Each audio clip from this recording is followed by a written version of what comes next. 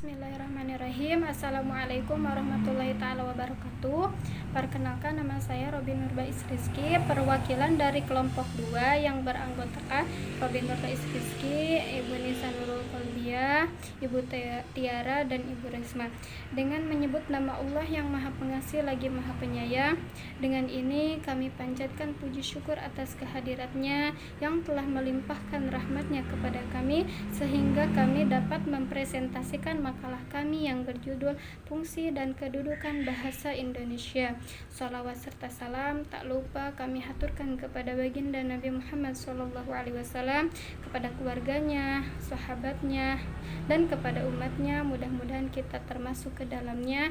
Dan terima kasih kepada Bu Anggia selaku dosen pengampu bahasa Indonesia telah membimbing kami dalam memahami makalah ini. Baik, saya mulai dari latar belakang terlebih dahulu. Kita tahu bahwasannya bahasa merupakan alat utama yang paling penting bagi manusia, baik secara tertulis maupun secara lisan. Ini merupakan fungsi dasar yang tidak dikaitkan dengan status ataupun nilai-nilai. Bahasa tidak dapat digantikan, karena ia akan selalu mengikuti kehidupan manusia sehari-hari, baik sebagai suku anggota ataupun suku bangsa. Oleh karena pentingnya bahasa, maka ia diberi label secara eksplisit oleh pemakainya berupa kedudukan dan fungsi tertentu. Fungsi bahasa Indonesia terbagi menjadi dua bagian. Yang pertama, fungsi secara umum, dan yang kedua, fungsi secara khusus. Fungsi bahasa secara umum meliputi yang pertama, sebagai alat untuk mengungkapkan perasaan atau mengekspresikan diri. Melalui bahasa, kita dapat memberitahukan atau menyatakan perasaan atau yang tersirat dalam hati dan pikiran kita. Terus yang kedua, sebagai alat komunikasi. Pada saat menggunakan bahasa sebagai alat komunikasi, otomatis pendengar adalah sasaran utama kita. Terus yang ketiga, sebagai alat berintegrasi atau bersosialisasi. Ketika kita bersosialisasi di masyarakat, otomatis kita akan menggunakan bahasa sesuai dengan kondisi yang kita hadapi. Selanjutnya yang keempat, sebagai alat kontrol sosial.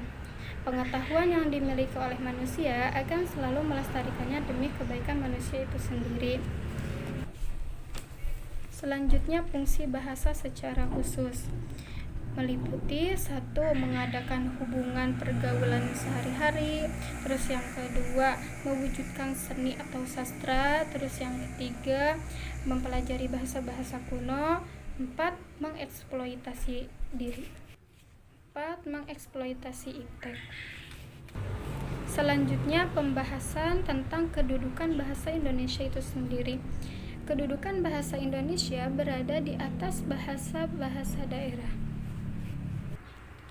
Hasil perumusan seminar politik bahasa nasional yang dilaksanakan di Jakarta pada tanggal 25 sampai 28 Februari 1975 menegaskan bahwa bahasa Indonesia sebagai bahasa nasional berfungsi sebagai 1. Lambang kebanggaan nasional, lambang identitas nasional. 3. Alat pemersatu berbagai masyarakat yang berbeda-beda latar belakang sosial, budaya, dan bahasanya. Terus yang keempat, alat penghubung antar budaya dan antar daerah. Sekian presentasi yang dapat saya sampaikan. Mohon maaf bila ada kekurangan. Wabillahi taufik wal hidayah, waridho wal inayah. Wassalamualaikum warahmatullahi ta'ala wabarakatuh.